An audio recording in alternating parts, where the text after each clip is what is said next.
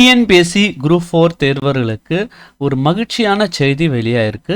10ஆம் வகுப்பு கல்வி தகுதிக்கு அட்டெண்டர் பணிக்கான அறிவிப்பு வெளிவந்திருக்கு. இந்த அரசு பணிக்கு எப்படி அப்ளை பண்ணலாம், மேலும் சம்பள விவரங்கள் என்ன மற்றும் கல்வி தகுதி உள்ளிட்ட தகவல்களை நம்ம டீட்டெயில்டாக இந்த வீடியோவில் பார்க்கலாம். நம்மளுடைய யூடியூப் சேனலில் அரசு வேலை வாய்ப்பிற்கான தகவல்களை ரெகுலராக அப்டேட் பண்ணிட்டு வரோம். மறக்காமல் நம்மளுடைய யூடியூப் சேனலை சப்ஸ்கிரைப் பண்ணுங்கள். டிஸ்கிரிப்ஷனில் கொடுத்துருக்க வாட்ஸ்அப் குரூப் லிங்க் மற்றும் டெலிகிராம் லிங்க்கையும் கிளிக் பண்ணி நமது அரசு வேலை வாய்ப்பு குழுவில் மறக்காமல் இணைங்க. 10ஆம் வகுப்பு முடித்தவர்களுக்கான அரசு வேலை வாய்ப்பிற்கான குழுவை நம்ம உருவாக்கியிருக்கோம். அதற்கான லிங்க்கை டிஸ்கிரிப்ஷனில் கொடுத்துருக்கேன். மறக்காமல் அந்த குரூப்லேயும் நீங்கள் இணைஞ்சிருங்க. இன்னைக்கு இந்த வீடியோவில் 10ஆம் வகுப்பு கல்வி தகுதிக்கு வெளிவந்திருக்கிற அட்டெண்டர் பணிக்கான தகவல்களை நம்ம பார்க்கலாம். ஸோ கேண்டீன் அட்டெண்டன்ட் பணிக்கான அறிவிப்பை இன்கம் டேக்ஸ் டிபார்ட்மெண்ட்லேருந்து வெளிவந்திருக்கு. மொத்தம் பார்த்தீங்கன்னா 7 காலி பணியிடங்கள் இருக்கிறதா தெரிவிச்சிருக்காங்க. கேண்டீன் அட்டெண்டன்ட் பணிக்கு பொறுத்த வரைக்கும் வயது வரம்பு 18 வயசுலேருந்து 25 வயசுக்குள்ளே இருக்கணும்னு தெரிவிச்சிருக்காங்க. கல்வி தகுதியாக 10ஆம் வகுப்பு தேர்ச்சி பெற்றிருக்கணும்னு தெரிவிச்சிருக்காங்க. மாத சம்பளத்தை பொறுத்த வரைக்கும் 18,000 56,900 வரைக்கும் சேலரி ஃபிக்ஸ் பண்ணியிருக்காங்க. இந்த பணிக்கணுக்கான வயது வரம்பு தளர்வுகளை நம்ம பார்க்கலாம். ஓபிசி பிரிவினருக்கு 3 ஆண்டுகள் வயது வரம்பில் தளர்வுகளும், எஸ்சி எஸ்டி கேண்டிடேட்டுக்கு கூடுதலாக 5 ஆண்டுகள் தளர்வுகளும், பர்சன்ஸ் வித் பெஞ்ச்மார்க் டிசேபிலிட்டிஸ்க்கு கூடுதலாக 10 ஆண்டுகளும் வயது வரம்புலேருந்து தளர்வுகள் கொடுத்துருக்காங்க. அடுத்தது பார்த்தீங்கன்னா இந்த பணிக்கு எப்படி அப்ளை பண்ணுறான்ற டீட்டெயில்ஸை நம்ம பார்க்கலாம். இந்த பணிக்கு அப்ளை பண்ணுறதுக்கு பார்த்தீங்கன்னா உங்களுக்கு வயது வரம்பு பொறுத்த வரைக்கும் 18 வயசுலேருந்து 25 இருக்கணும்.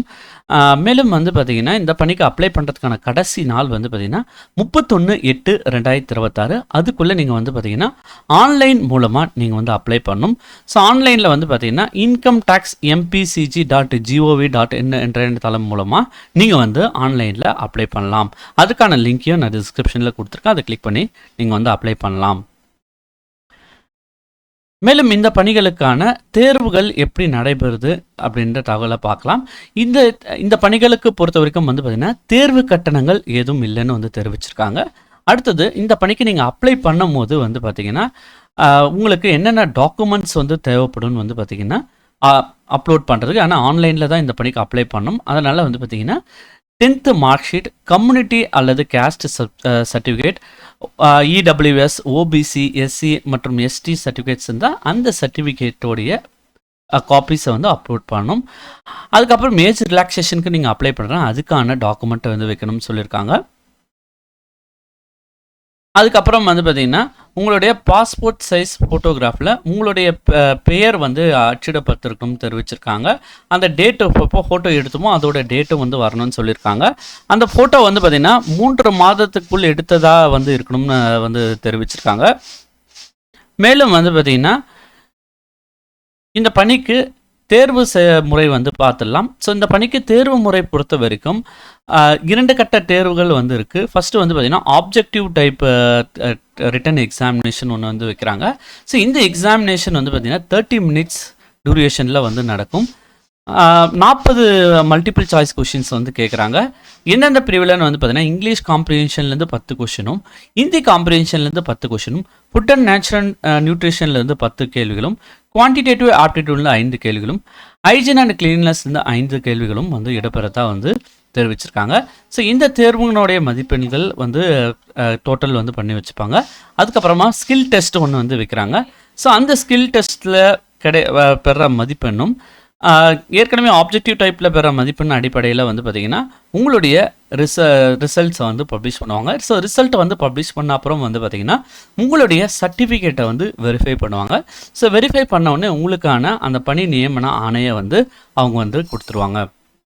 ஸோ இந்த பணிக்கு பார்த்தீங்கன்னா 10th குவாலிஃபிகேஷன்றதுனால நிறைய நபர்கள் இந்த பணிக்கு அப்ளை பண்ணலாம். மேலும் பார்த்தீங்கன்னா இந்த பணிக்கு அப்ளை பண்ணுறதுக்கான கடைசி நாளை பொறுத்த வரைக்கும் 31/8/2026.